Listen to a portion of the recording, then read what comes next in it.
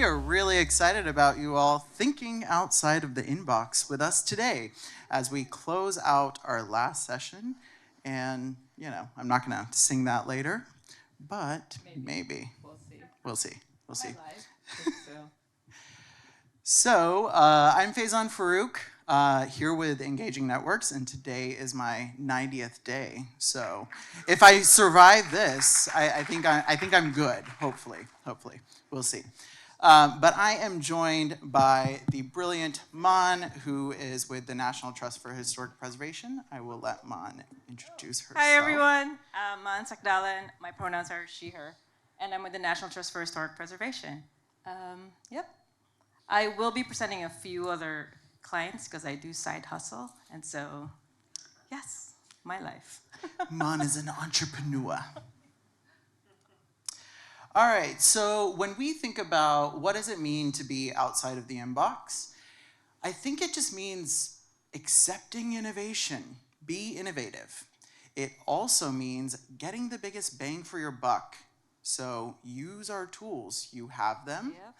And I recently learned, as I've been going through some audits, that one of the most underutilized aspects of our tool is marketing automation. So we're gonna change that. Earlier this morning, I saw a show of hands. There were not a lot of raised hands when we were talking about marketing automation.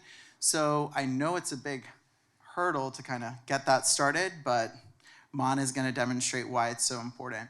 And finally, communication is key, right? Communication is key across any organization. It's key in every aspect of our life. So that's what we mean, and hopefully we'll demonstrate that today. So here's a little bit of an overview of what we're gonna cover, from data-informed decisions, touching on integrations, multivariate testing. We're then gonna touch on cross-channel communication, which includes SMS, other messaging platforms like Slack, social media, offline giving, and a quick shout out to our friends at Roy who are here, Cindy and Gordon. We'll be sure to have them stand up and embarrass them later. And then we're gonna really cover marketing automation. Yep. All right, so Mon, do you wanna talk a little bit about how important data-informed decisions and how do you leverage that for email program? Yeah, I think I'm gonna go to the next slide because I think we kind of mentioned this already. But yep, so an example I think of what would you say? Contests, integrations, and automations is, so we have a pet campaign, and I know I couldn't top Brandon's earlier example, but with the St. Anthony's Guild, we have a pet photo contest, and I was talking about this yesterday. So we initially did it in Engaging Networks, but found other tools outside of Engaging Networks to really do a really good sweep / contest. Maybe show of hands how many of you are doing contests. And we found out it was a really great way of acquisition. So we have this campaign that's going on, and it's still ongoing, and we have about 22,000 emails already, which is pretty amazing. And we did start from outside of EN, and we used a Zapier plugin. We looked for a vendor, which was Viral Sweep, that had a Zapier integration, and then from there we pushed it to the Gravity Forms tool that Cornershop has, and then pushed it all back to EN. So. And then from there, we're gonna push it, we use that to get them to EN. And then I heard Molly might have a simpler tool for that, so maybe we can talk about that. But yeah, that's something that, you could do that's outside of your kind of EN inbox, but bring them back in and then move into your marketing automation. I'll show some examples later with the Trust, how we really also love to segment our audience through marketing automation, and then using surveys and the interests, and then push them into different newsletter versions and conditional content. So, yeah. So one thing I really want to touch on here, and I've worked for many tech companies, SaaS companies, etc. We don't hold your data hostage.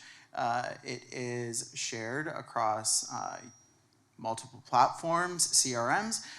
Definitely want to give a shout out, and now I am going to, wait, did Gordon just disappear on me? He did, but Cindy is still here.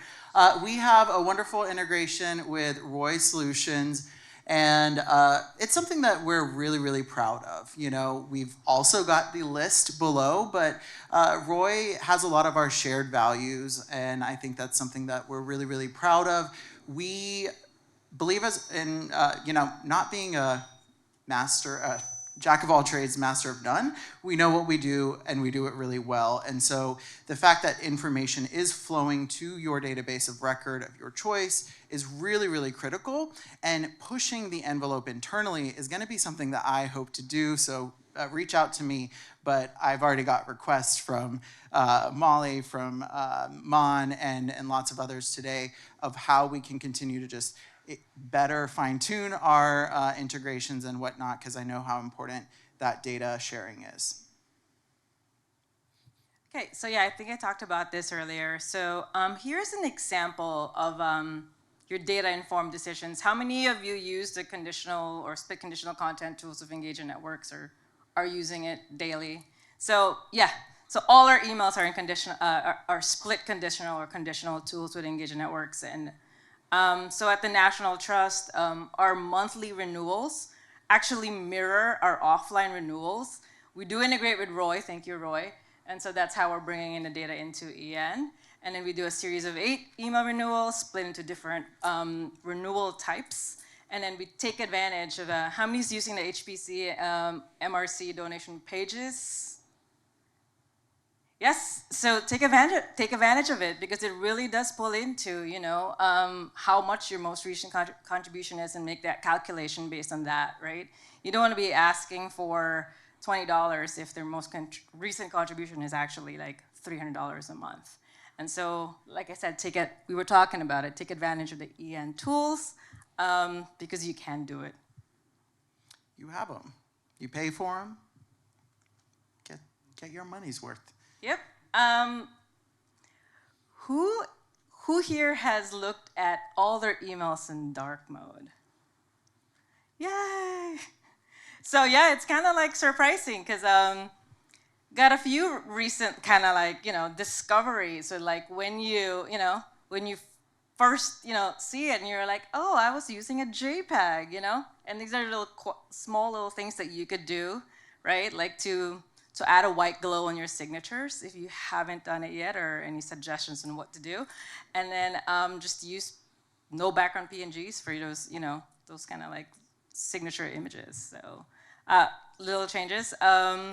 Also, for those of you who raise your hands, you know that, you know, the contrast ratio and the button colors change and a lot of things change. So just once in a while, if you haven't done so, go look at your, you know, how your emails look in dark mode.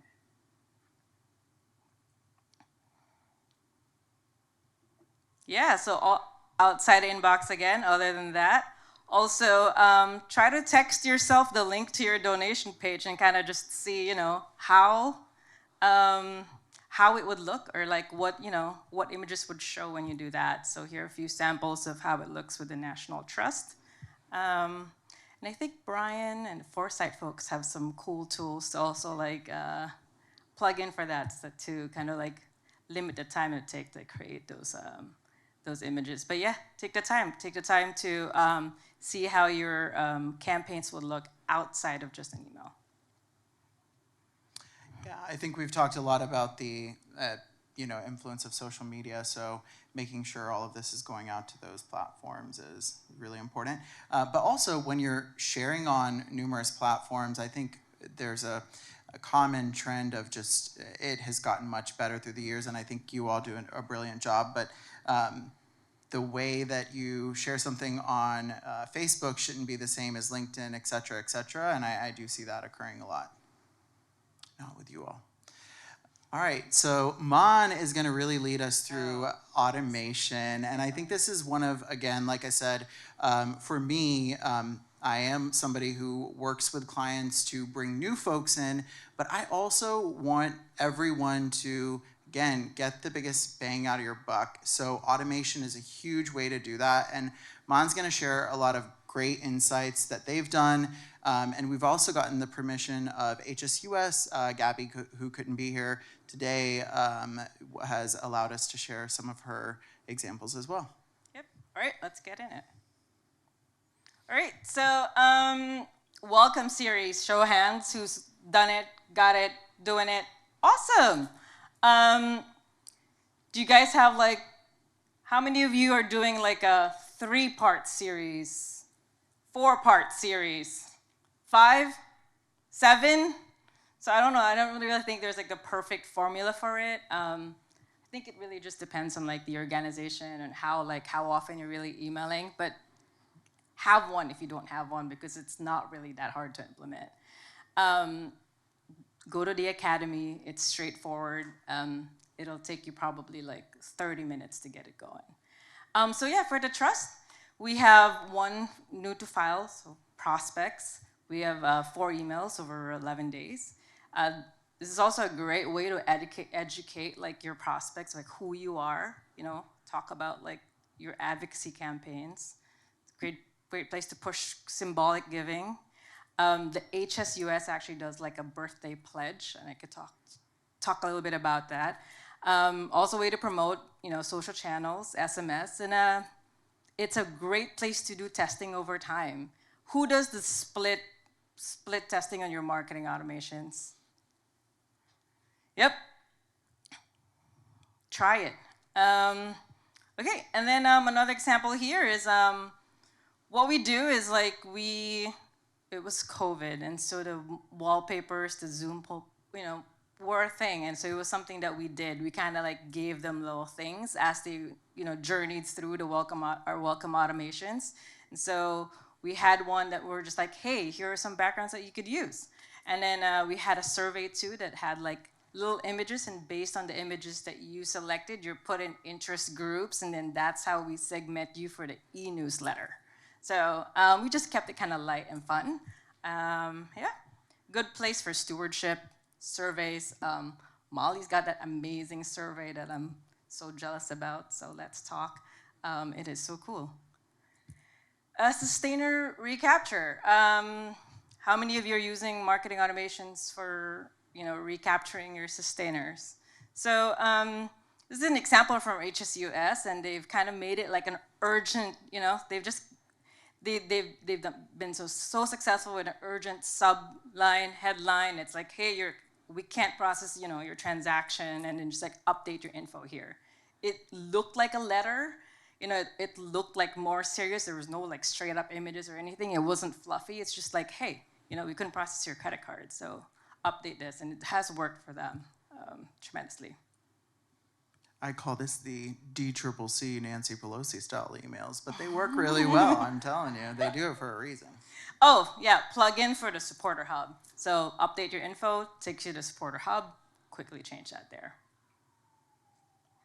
Action takers to donors. So how many of you have an automation that, that for anyone who's taken an action, try to convert them to a donor? Is that something that you have thought about yet, or have a plan for that? So that's also a good way to get started with marketing automation if you haven't done it. So here's an example with a National Trust. Here you'll see the little kind of split test emails that are happening. It's only, it's 3 days, but you could do split test emails there too. Happy birthday. Do you want to talk about this? Yeah, so I recently learned that in the US, the top 10 birthdays are in the month of September, except for one, which is July 7th. So does anybody have a September birthday in this room? All right, we've got 3. Happy September birthday month. And, we were thinking about why, but we don't need to get into that. Y'all can count backward. But what I love about this particular campaign is, it just makes people feel special. And so Gabby at HSUS gave us permission to talk about this. And Mon, maybe if you want to kind of go into detail a little bit. So I think in their first welcome series, they have kind of like a sign-up form, and it asks for a birthday. So that's a good way of like actually getting their birthday without stalking them, or finding data pins with their birthday. So at least you get permission to give your birthday, and then 10 days before, and I love this, 10 days before and on the day, right? You get like an email that says, hey, let's do a Facebook fundraiser because, it's more fun to do it on Facebook and they have a great way of moving it back into EN. But yeah, and then they do it on the day and they've become, it's been very successful for them. I don't know, maybe Brandon, you can, might tiny speak about it, but Gabby's not here. So, yeah. I love this idea too, to sort of do it, and I haven't done it, in like sort of like a in honor or kind of like a tribute version. So those who actually do like in memory gifts, maybe doing some nice way of kind of like, hey, remember last year, I haven't thought that through, but that would be a good thing to do. Yes. Well, this one, so jokingly, and lovingly, we call Monster the Monster because she has this massive 40-day email automation that does give me a little bit of anxiety, if I'm being honest. This is not meant to look overwhelming, though it does come across that way. It is overwhelming. But look at that open rate right there. So take it away. Yes. So with a client at St. Anthony's Guild, 5 minutes left. So for those who are familiar with what Lent is 40 days, right? And so I pitched it. Hey, what if we move the whole thing to marketing automation? And what they do is they send a little reflection every single day with kind of like a soft donation ask. And it's like one less thing for someone, someone to do. And maybe someday someone will do it for year end. But like, hey, let me try it for Lent. Why not? And it's proven to be very successful. So it's 40 emails. But hey, if you come into day 3, I want you to go to day 4 and not go back to day 1, what normal automation looks like, right? So that's why you've got all the if-elses. So if I go into day 3, it checks and sends you to day 4, and so on and so forth. I actually emailed Sam, like, hey, Sam, can you check this for error? She's like, no. Sorry, Sam, but like, I get it. It's a great way to think of like other campaigns that's maybe not year-end or maybe year-end, but like, hey, you can also automate this. It's like, it's less staff work, right? And then so now they're duplicating it into like Advent and other things, so. Yeah, someone called it the monster, so I'm like, I want to keep that. It is a monstrosity. So I think this is kind of the gift. The gift. Take a picture of this. I think these are some really great ideas, but 2 that I really want to quickly plug, and Mon, if you please, obviously feel free to elaborate. This is your list, but. We do have donor advised funds coming up, and I think that's huge. I think that's going to be a great enhancement for sure. So definitely wanted to give that a quick plug. Yeah. Also, definitely use it with your double the donation, features. Some more peer-to-peer engagement. Planned giving, it's possible too. So yeah. All right, so, I don't even know we're going to get this. 5 Did minutes, everyone? yes. We got a Q&A, any questions? little QR code right there. Hello? Great. You guys can use the QR code to submit questions. I think we have time for 1 or 2, so luckily got one here. How do you select supporters by birth date? There are no date selectors for dates in query or profiles. Just a tag field. Yeah. Should be able to like parse that by the YYYYMMDD and kind of just pull that MMDD.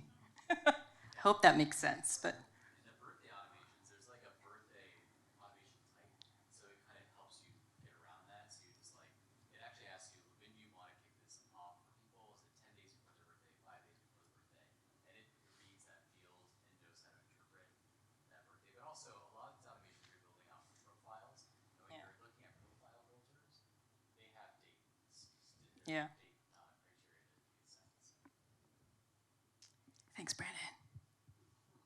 Oh, how long did it take you to make that automation? I'm assuming that automation is yours. A month Yes. stuff. A few weeks, really, yeah. Because we already had the emails, sort of like the ideas or the emails ready, and it was just kind of just like moving it. And then I did run into issues, like when the days would, I was kind of lazy when I did just like DD, just the month, just the day. But then like when it went to the next month, oh my God, it's one again, right? So it looped again to one, and it didn't go to like, the next one, like April 1. So testing, but yeah, it took a while. And Mon, what do you think are risks that might come from running an automation over like 40 days or a long period of time like that? Make sure you kind of look at your priority settings also when you have marketing automation. Risks. I don't know. This was a campaign that was going to happen anyway. We were going to email them every day, but maybe how do you get them back? But it's not going to be like a future feature that you can like get them again in an automation. Yes. See, I'm getting a yes there. So, yeah. I'm gonna say just test. And maybe don't do it this was a serious campaign, but it was more like stewardship and like, hey, maybe it'll raise money. And I'm sure there are other campaigns that you guys can think of to automate and they start to grow. Maybe start small. I had an idea. They said yes, so why not? Let's try it. No risk, no reward. And it yielded 46% open rate. So Thanks so I much, imagine everyone. it also saved you a ton of time, right? Next year, yeah. But thank you all so much. Again, it's been incredible to be here over the last course of the 48 hours that we have been together. Well, at least by tonight. And so with that, thank you. Here's how you can contact us, and I hope you all have a great rest of your day.